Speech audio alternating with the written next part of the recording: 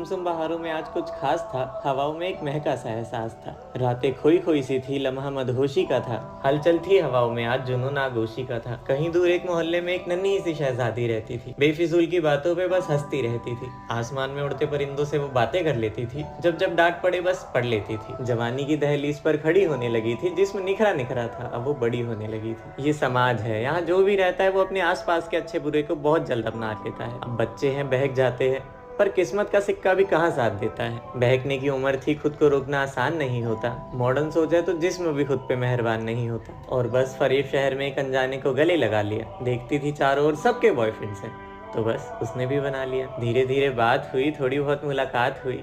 सर्द रात की हवाओं में वो ऐठी थी। अभी वो बस 15 साल की थी और प्यार कर बैठी थी। आजकल के ज़माने में sugar daddy, sugar mummy, situationship, benching और न जाने कितनी चीज़ें आम हो गई है। और हमारे आसपास के दोस्तों को देखकर हमारा भी मन करता है वो सब करने का। तो बस महकती कली को दांतों के नीचे चबा लिया। दहकते होठों को आज उसके होठों से लगा लिया। मतलब आज उनकी पहली किस हुई थी। ये उम्र ऐसी ही होती है कि ना समझाओ, ना रोक टोक करो, ना आउटकम्स यानी परिणामों के बारे में बताओ तो बच्चे बहक ही जाते हैं। और आखिर उसकी उम्र अभी थी ही कितनी, बस 15। फूलों की आंधी बहारों से महक गई और बस उसे बहकना था, बहक गई। अब दोनों रोज मिला करते थे, दिन भर बातें किया करते थे। अपनी पहली एक्स की चुगली, दूसरी एक्स की बुराइयां, सारा दिन फोन में लगकर लेती थी वो अंगड़ाइयां। दिन से रात, रात से सुबह बीत जाती थी। एक नन्ही परी मोहब्बत की राहों में जीत जाती थी। देखते ही देखते दोनों और करीब आ गए और पता ही नहीं चला कब मोहब्बत से आ गए। वो लड़का उससे 6 साल बड़ा था। हाँ, शायद आजकल लड़कियों को शौक रहता है अपनी उम्र से 10-12 साल बड़े लड़के पटाने का। हाँ, 20 साल की उम्र के बाद ये फर्क नहीं दिखता, पर उसे 20 साल तक पहुंचने में भी 5 साल बाकी थे। पर कोई नहीं, अगर दोनों ने आगे का सोच रखा था तो ये भी ठीक था। अब एक दिन दहकती राहों ने सीना जगा दिया।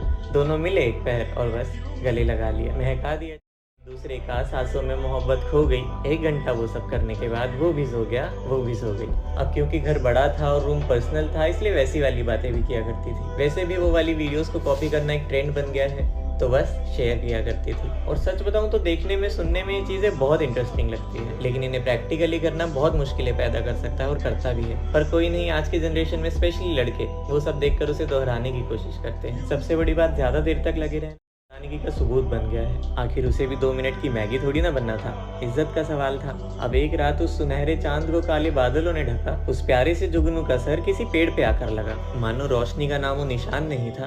और आज उसके घर पर कोई नहीं था। ठीक रात 9 बजे माँ ने 5वीं बार पूछा कि आखिरी बार पूछ रही हूँ, तुझे चलना है या नहीं? और अगर नहीं चलना तो तेरे भाई की लड़की भी रुकेगी यहीं। बस कहती, माँ देखो ना मुझे कितना ज्यादा बुखार है, तुम भी क्या जिद करती हो, वैसे भी कल इतवार है। माँ के कई बार कहने पर भी वो नहीं आई तो घर वाले शादी में चले गए। पर वो घर में सिर्फ अपनी बेटी को नहीं छोड़कर गए थे, अपनी बेटी के साथ एक विश्वास छोड़कर गए थे कि हमारी बेटी ऐसा करने के बारे में कभी सोचेगी भी नहीं। पर उनके जाने के थोड़ी देर बाद, मतलब ठीक 10 बजे, उसने अपने आशिक को कॉल किया और कहती, सुनो, करवटों को तनहा भर दो, जल्दी से जिस्म महका जाओ, घर वाले जा चुके हैं, अब तुम जल्दी से घर आ जाओ। और बस ये सब सुनते ही वो ताबला बहुत खुश हो गया।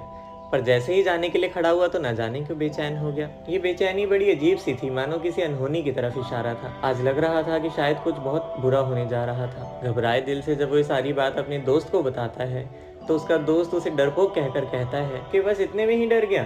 अरे तोड़ दे बेड़ियां, तोड़ दे बंदगी, यही वक्त है जब जी ले अपनी जिंदगी। और उसके हाथ में कुछ थमाकर कहता है, ये ले, इससे तू ज्यादा देर तक टिक पाएगा, वरना मुझे पता है कि तू 2 मिनट में ही बाहर आ जाएगा। उसकी कई तसल्ली सुनने के बाद निकल जाता है वो उसके घर। जैसे ही उसके घर में कदम रखता है, फिर एक बार सोचता है कि क्या ये सब सही होगा। पर अब क्योंकि तीर कमान से निकलकर कमर तक पहुंच चुका था, तो वो रुकता नहीं है। आज उसके घर में मानो बिल्कुल खामोशी सी थी। बहकी हुई हवाएं मानो मदहोशी सी थी। सहमते हैं, सिसकते हैं, पहले तो थोड़ा डरते हैं, फिर थोड़ी देर बाद जब उनसे रुका नहीं जाता तो वो शुरू करते हैं।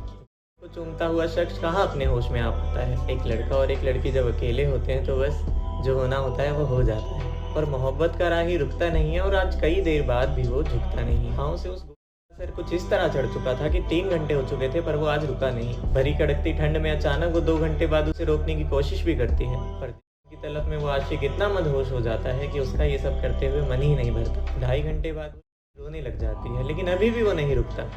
की तलब में डूबा हुआ आशिक वो इतना मदहोश हो जाता है कि वो जोर जोर से चिल्लाने की आवाज़ें उसे उसकी का सबूत लगती है। उसे लगता है कि उसको बहुत मज़ा आ रहा है। पर तीसरे घंटे के कुछ देर बाद शरीर अकड़ने लग जाता है और कुछ देर बाद वो वहीं पर बेहोश होकर गिर जाती है। और जहाँ पर मर्दानगी दिखानी चाहिए थी, मतलब उस लड़की का साथ देना चाहिए था, खुद को मर्द समझने वाला कायर उसे वैसे का वैसे छोड़कर वहां से भाग जाता है। यहाँ तक कि उसके अंदर इतनी अकल नहीं होती कि भागने से पहले उस लड़की को पहना दूं या फिर उसे पानी डालकर उठाने की कोशिश करूं। उसे वैसे का वैसे छोड़कर वहां से भाग जाता है। ये थी उसकी मर्दानगी। और बस खामोशी बढ़ जाती है।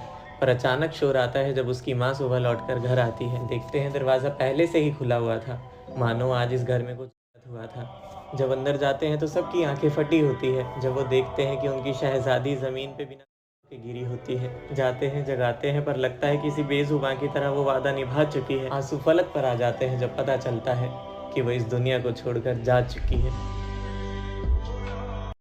पल में एक हंसता खेलता घर उजड़ जाता है। ना समझी की वजह से सब कुछ बिगड़ जाता है। एक मर्दानगी दिखाने वाला शौक उस लड़की की जिंदगी छीन लेता है। और अगर इतना ही प्यार करता होता तो कभी उसे ऐसे छोड़ कर ना जाता। उसे लगता है कि आज वो बहुत अच्छा कर रहा है, पर अंदर ठंड होती है और वो होते हैं। अपने भाई की बेटी जिसे उसके घर वाले घर पे ही छोड़कर गए थे, उसे वो हॉल में सुला देते हैं। वो चिल्लाती है पर उसकी चीखें नजरअंदाज करके वो लगा रहता है। देखो, अगर तुम सोचते हो ये सब करना तुम्हारी मर्दानगी का सबूत है तो शायद तुम गलत हो। वो गोली तुम एक बार खा लोगे, दूसरी बार खा लोगे, तीसरी बार खा लोगे, और चौथी बार जब तुम नेचुरली करोगे तब तुम्हें पता चलेगा कि मोहब्बत क्या होती है। तब तुम्हें पता चलेगा कि तुम्हारा पार्टनर इतने में भी उतना ही सेटिस्फाई हो जाता है। आजकल 14-15 साल की उम्र में ये सब करना बहुत आम हो गया है, पर कुछ भी करना बहुत सोच समझ कर करना। हाँ, माना इसमें दोनों की गलती थी, पर लड़की ने अगर अपना मान दांव पे रखकर, अपनी इज्जत दांव पे रखकर अपने प्यार का सबूत देने के लिए उसे घर पर बुलाया था, तो उस लड़के का भी फर्ज बनता था कि उसे ऐसी हालत में छोड़कर ना भागे। कम से कम उसी वक्त एम्बुलेंस बुलाकर या फिर अपने उसी दोस्त को बुलाकर उसे हॉस्पिटल ले जाता। कम से कम उसकी जान तो बच जाती।